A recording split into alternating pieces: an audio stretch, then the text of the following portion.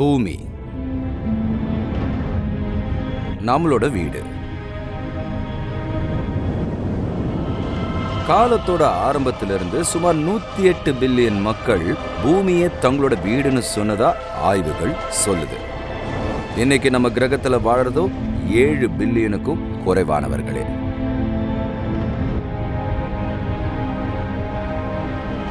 இதை நீங்க கருத்துல வச்சு இந்த உலக மக்கள் எல்லாரையும் ஒரு மனுஷனால ஆள முடியும்னு நினைக்கிறீங்களா?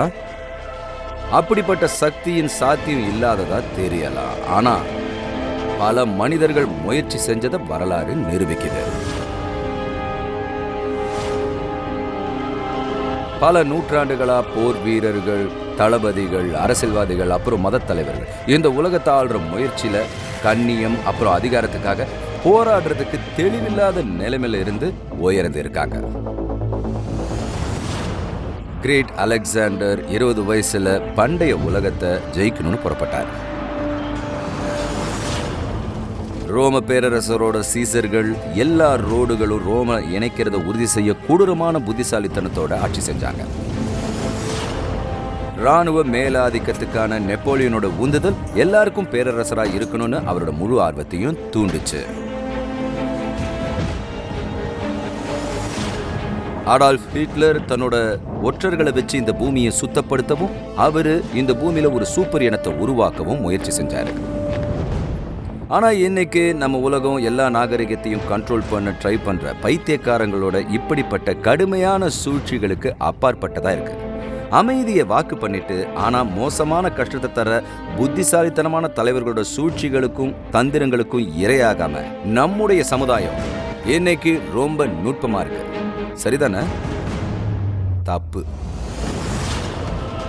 உண்மையாவே வருங்காலத்துல ஒரு நாள் எல்லாரும் தன்னை மட்டுமே வணங்கணும், வேற யாரையும் வணங்கக்கூடாதுன்னு ஒரு நோக்கத்தோட ஒரு மனுஷன் உலக அரங்கத்துல வருவான்னு நம்ம எச்சரிக்கப்பட்டிருக்கோம். பைபிளோட கடைசி புத்தகமான வெளிப்படுத்தல் புத்தகத்துல நாம டிராவல் பண்ணனா நம்மளால இந்த எச்சரிப்பு பற்றியும் இந்த ஆட்சியாளரை பத்தின விஷயங்களையும் ரொம்ப விரிவா பார்க்கலாம்.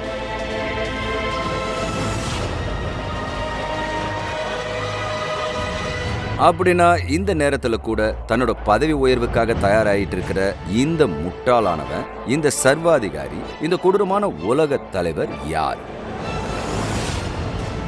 சமுத்திரத்தினுடைய மிருகம், அந்தி கிறிஸ்து, வெளிப்பாட்டின் ஒரு பிரதிநிதி.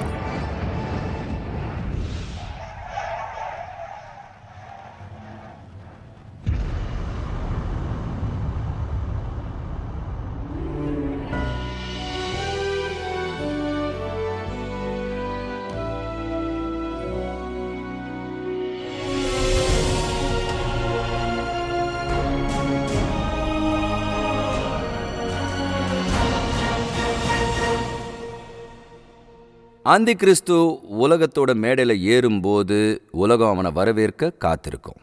நம்புறதுக்கு கஷ்டமா இருக்கா? உண்மையே இல்லை. இப்போ கூட உலக போரால பாதிக்கப்பட்ட நாடுகளில் நடக்கிற எல்லா பிரச்சனையிலிருந்து வெளியே வந்து தீர்வு சொல்றதுக்கு மேடையில் யாராவது காத்திருந்தா அந்த நபர்கிட்ட ஒரு நடைமுறை தீர்வு இருக்குன்னா நம்ம கேட்போம்னு நீங்க நினைக்கிறீங்களா? நிச்சயமா நம்ம கேட்போம், எல்லாருமே கேட்போம். மேலும் ஒரு நாள் இன்னைக்கு இருக்கிறத விட ரொம்ப மோசமா இருக்கிறப்ப அந்தி கிறிஸ்துன்னு சொல்லப்படுற நபர் தோன்றுவான். தேவனோட வார்த்தையில 100க்கும் மேற்பட்ட இடத்துல மேற்கோள் காட்டி இருந்தாலும் புதிய ஏற்பாட்டில் அந்தி கிறிஸ்துங்கிற வார்த்தையானது 4 வசனங்கள்ல மட்டும்தான் குறிப்பிடப்பட்டிருக்கு. வருங்கால ராஜாவா அடையாளம் காண்றது சாத்தியம் கிடையாது. உண்மையா அவன் யாருன்னு யாருக்கும் தெரியாதுன்னு பைபிள் சொல்லுது. அந்தி கிறிஸ்துவுக்கு வால் வைக்கிற உட்புற கிறிஸ்துவ விளையாட்டில் ஒரு பகுதியாக நீங்கள் இருந்திருந்தா அதை விட்டுட்டு போயிடுங்க. ஏன்னா சபை எடுத்துக்கொள்ளப்படுற வரைக்கும் அவன் வெளிப்பட மாட்டான்னு பைபிள் சொல்லுது. அவன் யாருன்னு உங்களுக்கு தெரியும்னு நீங்கள் நினைச்சா நீங்கள் கைவிடப்பட்டுட்டீங்கன்னு அர்த்தம். அப்போ நீங்கள் அங்கே போக விரும்ப மாட்டீங்க இல்லையா?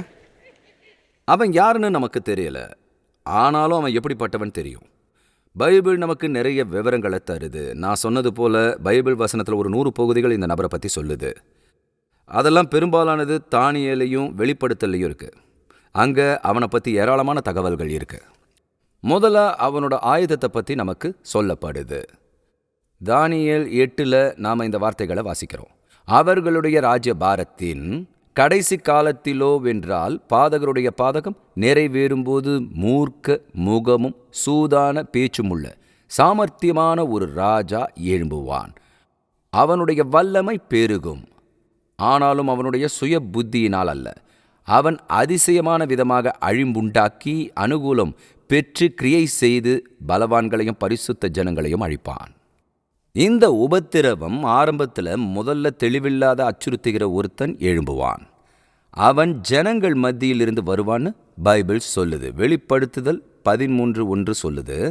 பின்பு நான் கடற்கரை மணலின் மேல் நின்றேன். அப்பொழுது சமுத்திரத்திலிருந்து ஒரு மிருகம் எழும்பி வர கண்டேன். அதற்கு 7 தலைகளும் 10 கொம்புகளும் இருந்தன. அதன் கொம்புகளின் மேல் 10 முடிகளும் அதன் தலைகளின் மேல் தூஷணமான நாமமும் இருந்தன.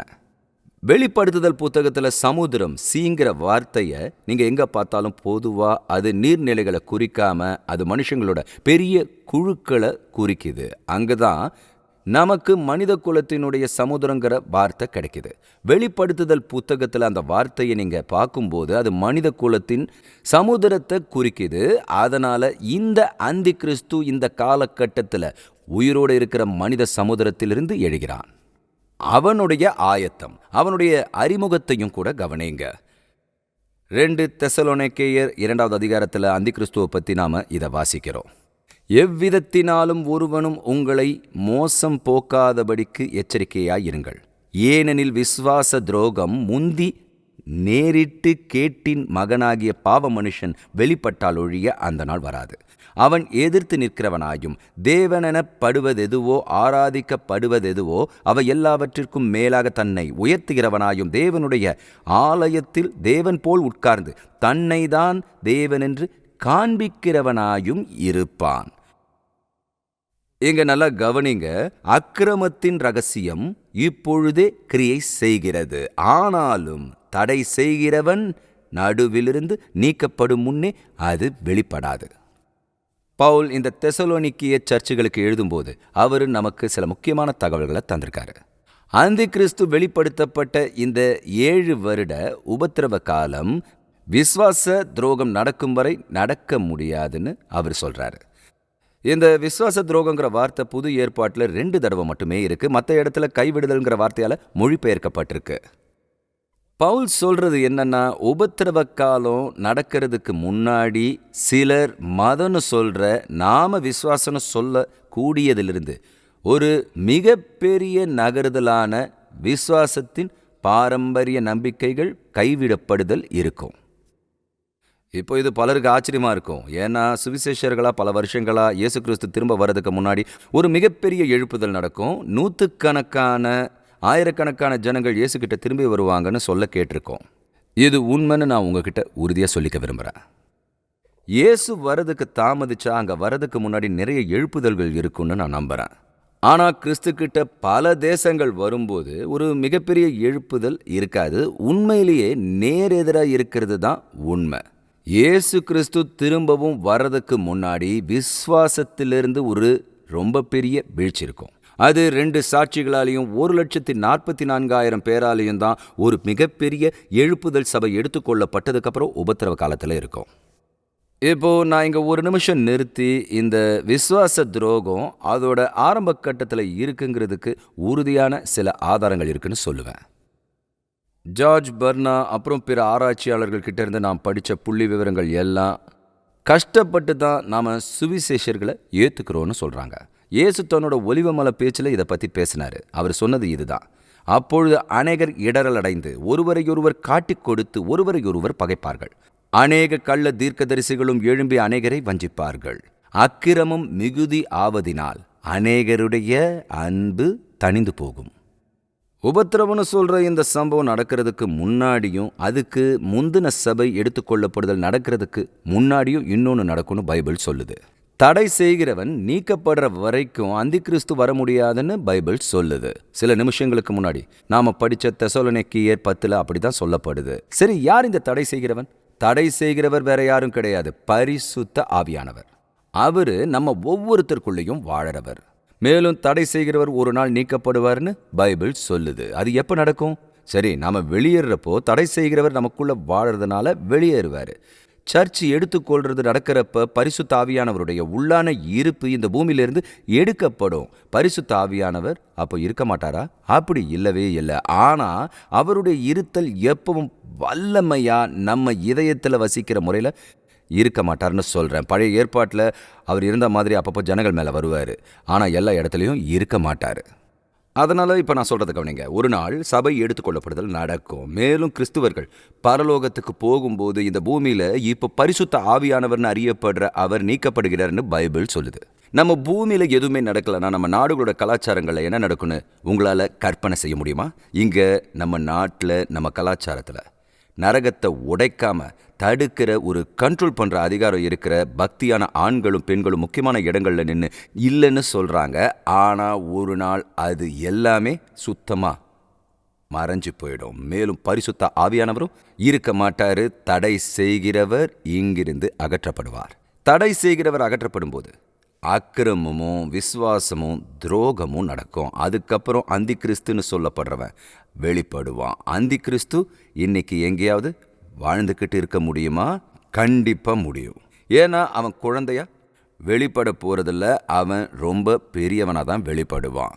சபை எடுத்துக்கொள்ளப்படுதல் எந்த நேரத்துலையும் நடக்கலான்னு நாம் நம்புறதுனால சபை எடுத்துக்கொள்ளப்பட்டதுக்கு அப்புறம் உடனே அந்தி கிறிஸ்து வெளிப்பட்டால் அவன் இப்போ ஏதாவது ஒரு இடத்துல அநேகமாக ஐரோப்பாவில் அவன் வெளியே மேடையில் வர நேரத்துக்கான தயாராகுதல்ல அவன் வாழ்ந்துக்கிட்டு இருக்கலாம்.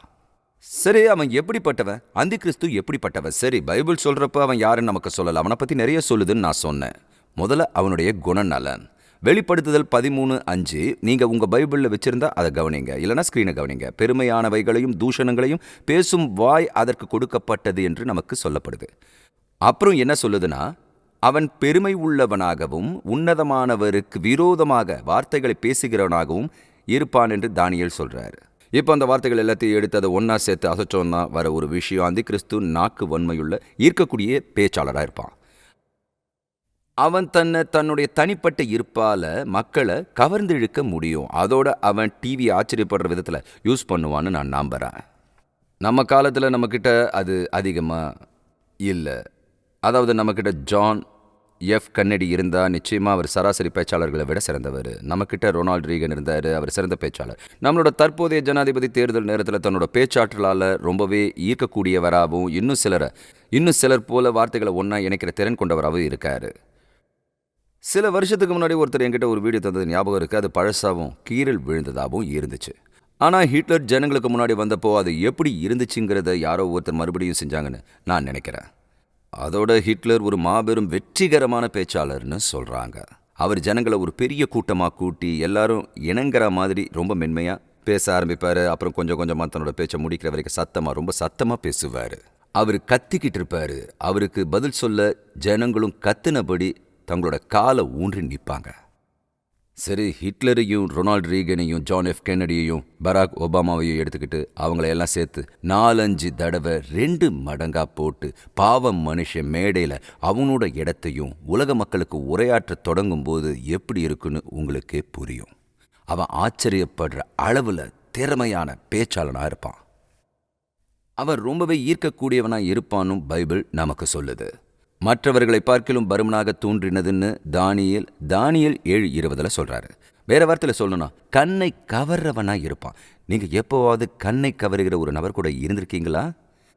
நீங்கள் அவங்களுக்கு முன்னாடி நடந்து போனாலும் ஏதாவது நடக்கும். அவங்க ஒரு ரூமுக்குள்ளே நடந்தால் எல்லாமே மாறும். அவன் ரொம்ப தனித்துவமாக அழகாக இருப்பான்னு நான் நம்புகிறேன். அவன் ரொம்ப ரொம்ப ரொம்ப உயரமாக இருப்பான்னு நான் நினைக்கிறேன்.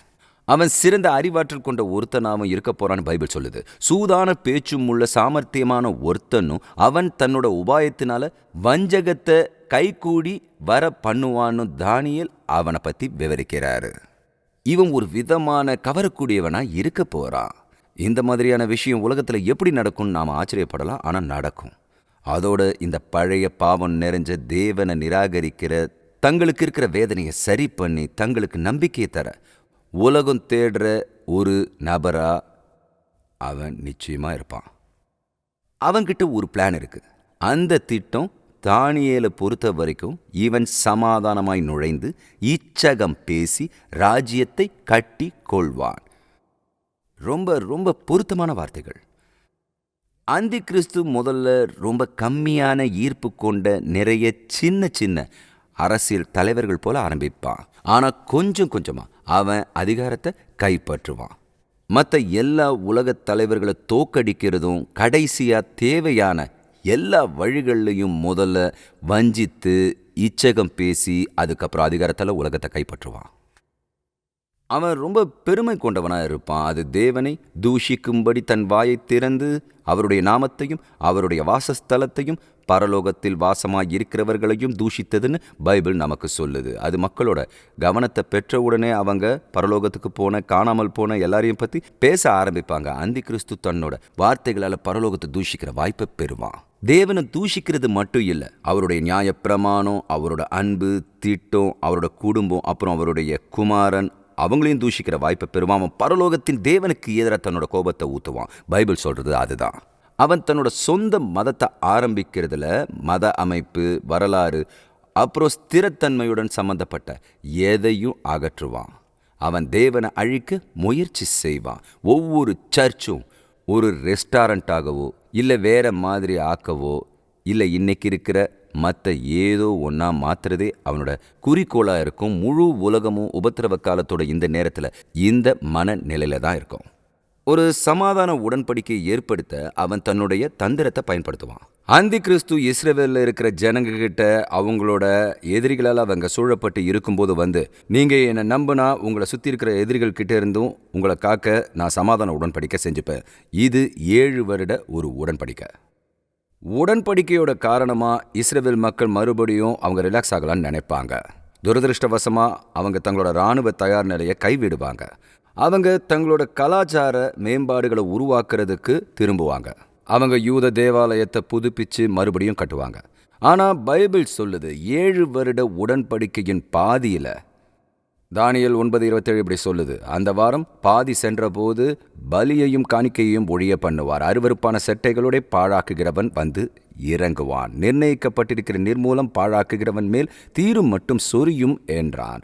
ஒரு வாரம் 7 வருஷங்கள்னா வாரத்தின் மத்தியிலங்கிறது எவ்வளோ நாள்? 3.5 நாள். இஸ்ரேல் தன்னோட பாதுகாப்பை குறைக்கிறப்போ அந்தி கிறிஸ்து உள்ளே வந்து ஆலயத்துக்குள்ளே போவான். அதை நாம் கொஞ்ச நேரத்தில் பார்க்கலாம். அவன் ஆலயத்தை தீட்டுப்படுத்தி இஸ்ரவேலர்கள் ஆராதனை செய்ய முடியாதபடி செய்வான். பலியையும் காணிக்கையையும் அவன் ஒழிய நிறுத்துவான். அதுக்கப்புறம் 7வது வசனத்தில் அவனுடைய உபத்திரவத்தை பற்றி நமக்கு சொல்லியிருக்கு. மேலும் பரிசுத்தவான்களோட யுத்தம் பண்ணி அவர்களை ஜெயிக்கும்படிக்கு அதற்கு அதிகாரம் கொடுக்கப்பட்டதும் அல்லாமல் ஒவ்வொரு கோத்திரத்தின் மேலும், பாஷைக்காரர் மேலும், ஜாதிகள் மேலும் அதற்கு அதிகாரம் கொடுக்கப்பட்டது. தன்னோட உரிமை அணுகுமுறை மூலமாக அவனுக்கு எப்படி கண்ட்ரோல் கிடைக்குன்றதை பற்றி நாம் பேசினதை ஞாபகம் வச்சுக்கோங்க. இஸ்ரவேலுடனான சமாதான உடன்படிக்கை முறிஞ்சா இந்த பூமியில் நரகம் உடைஞ்சு விழும். இது பொதுவாக மகா உபத்திரவன்னு சொல்லப்படுற கடைசி பாதியில் வரும். தானியேல் இதை இப்படி விவரிக்கிறாரு: இந்த கொம்பு பரிசுத்தவான்களோடே யுத்தம் பண்ணி அவர்களை மேற்கொண்டது என்று கண்டேன். 8:24 அவன் அதிசயமான விதமாக அழிம்புண்டாக்கி அனுகூலம் பெற்று கிரியை செய்து பலவான்களையும் பரிசுத்த ஜனங்களையும் அழிப்பான் என்று சொல்கிறது. இந்த குறிப்பிட்ட நேரத்தில் இந்த பூமியில் இருக்கிற எல்லாமே நீங்கள் கற்பனை செய்ய முடியாத அளவுக்கு மோசமாக இருக்குன்னு பைபிள் சொல்லுது. சித்திரவதை, துன்புறுத்தல், அப்புறம் சாத்தானுடைய இந்த தூதர்களோட வெறுக்கத்தக்க நடத்தையை இதோட ஒப்பிட்டு பார்க்கும்போது பெரிய அளவில் தலை துண்டிக்கப்படுவது ஒரு விஷயமே இல்லை. அவங்க இதை எப்படி செய்வாங்க? அவனுடைய வல்லமையை பற்றி பைபிள் நமக்கு சொல்லுது. 2 தெசலோனிக்கேயர் 2:9 அந்த அக்கிரமக்காரனுடைய வருகை சாத்தானுடைய செயலின்படி சகல வல்லமையோடும் அடையாளங்களோடும் பொய்யான அற்புதங்களோடும் இருக்குன்னு நமக்கு சொல்லியிருக்கு. வல்லமை, அடையாளங்கள் மற்றும் அற்புதங்கள் எல்லாமே நம்ம இயேசுவுக்கு சொல்கிற வார்த்தைகள். ஆனால் இங்கே வல்லமைகள், அடையாளங்கள், அப்புறம் பொய்யான அற்புதங்கள் சொல்லியிருக்கு. வேறு வார்த்தையில் சொல்லணும்னா அது உண்மையான அற்புதங்கள் கிடையாது. அந்த மாதிரி தான் தெரியும். அது ஏமாத்துற அற்புதங்கள். அந்தி கிறிஸ்துவோட வஞ்சகம் ஆழமாக இருக்கிறதுனால ஜனங்களால் சத்தியத்தை நம்ப முடியாது. இஸ்ரேலுடனான அந்தி கிறிஸ்துவோட உடன்படிக்கையை முறிச்சிக்கிட்டு ஏறக்குறைய ஒரே நேரத்தில் 2 விஷயங்கள் நடக்க போகுது. பூமியில் இருக்கிற 2 சாட்சிகளை அந்தி கிறிஸ்து கொல்லுவான். அவங்கள பற்றி நம்ம ஏற்கனவே தெரிஞ்சுக்கிட்டோம், அதனால அதை பற்றி நம்ம பேச போகிறதில்ல. ஆனால் அவன் அவங்களோட தலையை துண்டிப்பான். அவங்க அழிக்கப்படுறத அவன் பார்ப்பான். வெளிப்படுத்துதல் 11வது அதிகாரத்தில் அதை பற்றின தகவலை நம்ம வாசிக்கிறோம். அது சொல்கிறது இதுதான்: அவர்கள் தங்கள் சாட்சியை சொல்லி முடித்திருக்கும்போது பாதாளத்திலிருந்தேறுகிற மிருகம் அவர்களோட யுத்தம் பண்ணி அவர்களை ஜெயித்து அவர்களை கொன்று போடும். 2 சாட்சிகளை பற்றி பேசுகிறாரு. அப்புறம் அந்திகிறிஸ்து தன்னோட அற்புதமான வேலைகளை செய்வான். அவன் கொல்லப்பட்ட மாதிரி தெரியும்.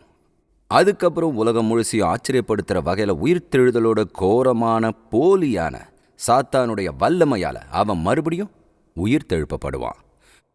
வெளிப்படுத்துதல் 13:3 சொல்லுது, அதன் தலைகளில் ஒன்று சாவுக்கேதுவாய் காயப்பட்டிருக்க கண்டேன். ஆனாலும் சாவுக்கேதுவான அந்த காயம் சொஸ்தமாக்கப்பட்டது. பூமியில் உள்ள யாவரும் ஆச்சரியத்தோட அந்த மிருகத்தை பின்பற்றி. தயவு செஞ்சு பைபிள் வசனத்தோட வார்த்தைகளை கவனமாக கவனிங்க. அது அவனோட தலையில் ஒன்று படுகாயம் அடைஞ்சதை நான் பார்த்தேன்னு சொல்லலை. அது சொல்லுது, அதன் தலைகளில் ஒன்று சாவுக்கேதுவாய் காயப்பட்டிருக்க கண்டேன். அதனால தான் கொல்லப்பட்டதா உலகத்தை ஏமாத்திட்டு மறுபடியும் அவன் உயிர் பெறுகிறான். சாத்தான் ஒரு பெரிய வஞ்சகன். ஆனால் நான் உங்களுக்கு ஒன்று சொல்ல விரும்புகிறேன், அதனால் உயிரை உருவாக்க முடியாது. அவனால் புதுசாக எதையும் உருவாக்க முடியாது. அதனால் இது உண்மையான ஒரு உயிர்த்தெழுதல் கிடையாது. இது ஒரு போலியான உயிர்த்தெழுதல். மேலும் அந்திகிறிஸ்து ரொம்ப அசுத்தமானவன். வெளிப்படுத்துதல் 4வது வசனம், அந்த மிருகத்திற்கு அப்படிப்பட்ட அதிகாரம் கொடுத்த வலுசர்ப்பத்தை வணங்கினார்கள். அல்லாமலும் மிருகத்திற்கு ஒப்பானவன் யார், அதனோடே யுத்தம் பண்ணத்தக்கவன் யார் என்று சொல்லி மிருகத்தையும் வணங்கினார்கள். அந்திகிறிஸ்து இஸ்ரேலுடனான தன்னோட உடன்படிக்கையை முறிக்கிறப்பவன் தன்னோட படைகளோட எருசலேமை சுற்றி வளைப்பான். புதுசாக கட்டப்பட்ட ஆலயத்தை கைப்பற்றுவான். அப்புறம் கடைசியா தேவனை நிந்திக்கிற விதமா சாத்தான் இஸ்ரவேல் ஆலயத்தில் அந்திகிறிஸ்துவை கடவுளா வைப்பான். அந்த நேரத்தில் உலக தோற்றம் முதல் அடிக்கப்பட்ட ஆட்டுக்குட்டியினுடைய ஜீவ புஸ்தகத்தில் பேரெழுதப்பட்டிராத பூமியின் குடிகள் யாவரும் அதை வணங்குவார்கள். அவனோட கூட்டாளியான கள்ள தீர்க்கதரிசி யூத ஆலயத்தில் அந்திகிறிஸ்துவோட வரையப்பட்ட உருவத்தை நிறுவி அந்த வரையப்பட்ட உருவம் பேசுறதுக்கு உதவி செய்வான். அந்த சிலையை வணங்கணும்னு உலகத்துக்கு அவன் கட்டளையிடுவான். கடைசியில் தானியேலோட தீர்க்க தரிசனத்தை நிறைவேற்றுவான். மார்க்கு சொல்றாரு, மேலும் பாழாக்குகிற அருவருப்பை குறித்து தானியேல் தீர்க்கதரிசி சொல்லி இருக்கிறானே, வாசிக்கிறவன் சிந்திக்க கடவான். அது நிற்கத்தகாத இடத்துல நீங்கள் அதை நிற்க காணும்போது யூதேயாவில் இருக்கிறவர்கள் மலைகளுக்கு ஓடிப்போக கடவர்கள். இந்த விஷயம் உங்களுக்கு புரியுதான்னு எனக்கு தெரியல. ஆனால் இந்த அந்திகிறிஸ்து யூத ஆலயத்தோடு சிம்மாசன அறையில் வைக்கப்படுகிற வரை இந்த அந்திகிறிஸ்து உலகின் விஷயங்களை சரி பண்ணுவான். அவன் பிரபஞ்சத்தோட உண்மையான ஆண்டவன் மாதிரி அவனை வணங்க வேண்டியதா இருக்கும். அதை எதிர்க்கிறவங்க எல்லாரும் வெட்டப்படுவாங்க. அந்திகிறிஸ்து பத்தின பயிற்சி, ஒரு மனுஷன் உலகத்தை ஆளுகிறப்ப உபத்திரவத்தின் காலத்தில் என்ன நடக்க போகுதுங்கிறத பற்றி பல வார்த்தைகள் இருக்கிற ஒரு கதை. அந்த நபருக்கு என்ன நடக்கும்? இது எல்லாம் எப்படி முடியும்? உலகம் முழுசையும் இப்படி தீங்கா ஏமாத்துற ஒருத்தருக்கு தகுதியான முடிவு என்ன? அவனுக்கு என்ன ஆகணும்? அவனுக்கான தண்டனை என்ன? அவனுடைய தண்டனை தானியேல் 8:25 படி அவனுக்கான தண்டனை தோல்வி. முழுமையான அப்புறம் நிச்சயமான தோல்வி.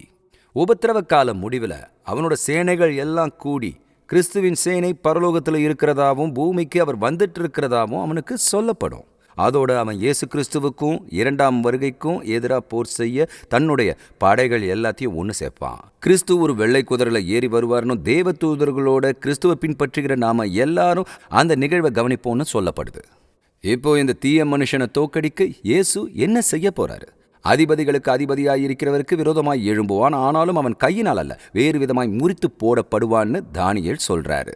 அந்திகிறிஸ்துவோட அழிவில் எந்த மனித இனமும் ஈடுபட போறதில்லைங்கிறது தெளிவான விஷயம். அவன் தன்னோட சேனைகளோட இயேசுவுக்கு எதிராக வருவான். இதோ இயேசு வெள்ளை குதிரையில் வராரு. என்ன நடக்குதுங்கிறத யோவான் நமக்கு சொல்றாரு.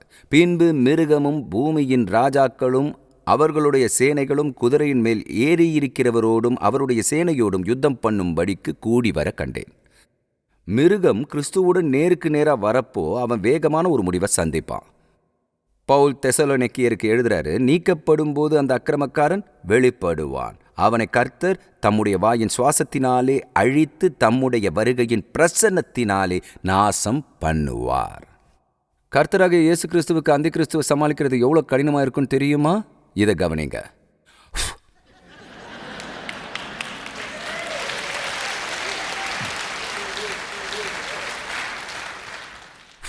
அவ்வளவுதான்.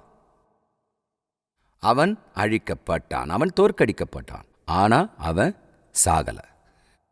வெளிப்படுத்துதல் 19:20. அப்பொழுது மிருகம் பிடிக்கப்பட்டது. மிருகத்தின் முன்பாக செய்த அற்புதங்களால் அதன் முத்திரையை தரித்தவர்களையும் அதன் சொருபத்தை வணங்கினவர்களையும் மோசம் போக்கின கள்ள தீர்க்கதரிசியும் கூட பிடிக்கப்பட்டான். இருவரும் கந்தகம் எரிகிற அக்னி கடலிலே உயிரோடே தள்ளப்பட்டார்கள். மிருகம், கள்ள தீர்க்கதரிசி, அப்புறம் அந்திகிறிஸ்து ஆகியவை அக்னி கடலில் முதல் 2 குடியிருப்பாளர்களாக இருக்க போறாங்கன்னு உங்களுக்கு தெரியுமா? தேவனை விசுவாசிக்காதவங்க நரகத்துக்கு போக மாட்டாங்களான்னு கேட்பீங்க. அவங்க பாதாளத்துக்கோ இல்லை ஷியோலுக்கோ இல்லை வேற எங்கேயோ போவாங்க. ஒரு நாள் மரணமும் நரகமும் அக்னி கடலை தள்ளப்படும்னு பைபிள் சொல்லுது. ஆனால் அது பின்னாடி இல்லை. ஆனால் இப்போ அக்னி கடலில் இந்த நேரத்தோட முடிவில் நம்ம பேசிக்கிட்டு இருக்கிற மிருகம், அந்திகிறிஸ்து, அப்புறம் கள்ள தீர்க்கதரிசி என்றென்றைக்கும் அக்னி கடல்ல தள்ளப்படுற இந்த நேரத்துக்காக அது காத்திருக்கு. இப்போ 1000 வருஷம் வேகமா முன்னாடி போங்க.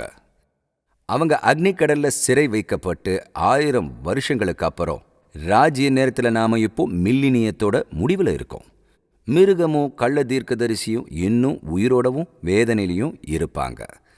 வெளிப்படுத்துதல் 20:10 நம்ம வாசிக்கிறது இதுதான். மேலும் அவர்களை மோசம் போக்கின பிசாசானவன் மிருகமும் கள்ள தீர்க்கதரிசியும் இருக்கிற இடமாகிய அக்னியும் கந்தகமுமான கடலிலே தள்ளப்பட்டான். அவர்கள் இரவும் பகலும் சதா காலங்களிலும் வாதிக்கப்படுவார்கள். இயேசுவை ரொம்ப நிராகரித்தவங்களும் ஒரு நாள் வேதனையோட இடத்துல அவங்க கூட சேர்ந்துப்பாங்கன்னு பைபிள் சொல்லுது.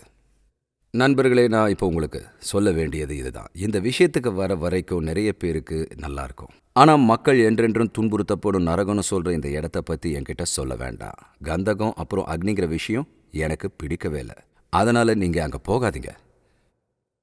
பைபிள் வசனத்திலிருந்து எனக்கு தெரியாத எதையும் நான் உங்களுக்கு சொல்ல போகிறது இல்லை. அதோட நரகத்தை பற்றி பைபிள் என்ன சொல்லுதுன்னு எனக்கு தெரியும். அங்கே அவர்கள் புழு சாவாமலும் அக்னி அவியாமலும் இருக்கும். இதை பற்றின என்னோட எல்லா ஆய்வுகளுக்கு அப்புறம் இந்த இடத்த பற்றி உங்களுக்கு நான் சொல்லக்கூடியது இதுதான். நீங்கள் தயாராக இருக்கீங்களா? நீங்கள் அங்கே போக விரும்பாதீங்க. நீங்கள் அங்கே போக விரும்பலை, மேலும் அங்கே போக வேண்டியதும் இல்லை. நீங்கள் செய்யக்கூடிய ஒரே வழி இயேசு கிறிஸ்து மேலே உங்கள் விசுவாசத்தை வைக்கிறது மூலமாக கர்த்தராகிய இயேசுவே நீங்கள் உலகத்தின் இரட்சகர்னு நான் நம்புகிறேன். மேலும் நீங்கள் என்னோட இரட்சகராக இருக்க விரும்புகிறேன். என்னோட இருதயத்தில் நான் உங்களை வரவேற்கிறேன். என்னோட பாவங்களை நீங்கள் மன்னிக்க கேட்குறேன். நீங்கள் தான் என்னோட இரட்சகர்னு நான் அறிக்கை செய்கிறேன். நீங்கள் அந்த முடிவை எடுக்கும்போது இயேசு திரும்பி வரப்ப பரலோகம் போகிறதுக்கான வரவேற்பு பட்டியலில் இடம் பெறுவீங்க. திருப்புமுனை நிகழ்ச்சியில் இன்னைக்கு செய்தியை பார்த்ததுக்கு நன்றி. தேவனோட வார்த்தை உங்களை உத்வேகப்படுத்தி இருக்கணும். மேலும் அன்பான தேவனோட உறவு வச்சிருக்கிறதோட அர்த்தத்தை நீங்கள் நிறையவே தெரிஞ்சுக்கிட்டு இருப்பீங்கன்னு நான் நம்புகிறேன். ஒருவேளை அவர் கூட உங்களுக்கு தனிப்பட்ட உறவு இல்லை, ஆனால் நீங்கள் ஆரம்பிக்க விரும்பினா இன்னைக்கே அதை நீங்கள் செய்யலாம். நீங்கள் செய்ய வேண்டியதெல்லாம் தேவனுடைய இலவச பரிசான ரட்சிப்பை பெற்று உங்கள் பாவத்துக்காக மனம் திரும்பி இயேசு கிறிஸ்து உங்கள் ஆண்டவராகவும் ரட்சகராகவும் மாறணும்னு கேளுங்க. இன்னைக்கு இந்த நம்பிக்கைப்படியே நீங்கள் எடுப்பீங்கன்னா நீங்கள் உங்களோட முடிவை உண்மையான ஊழியம் இல்லை பக்கத்தில் இருக்கிற சர்ச்சில் இருக்கிற கிறிஸ்துவர்கள் கிட்ட இதை பகிர்ந்துக்கலாம். நீங்கள் பெற்றுக்கொண்ட புது விசுவாசத்தில் வளரவும் உங்களை உற்சாகப்படுத்துற தேவனோட நடக்கிற இந்த நடைய தேவன் ஆசீர்வதிப்பாராக. திருப்புமுனையோட அடுத்த நிகழ்ச்சியில் உங்களை சந்திக்கிறேன்.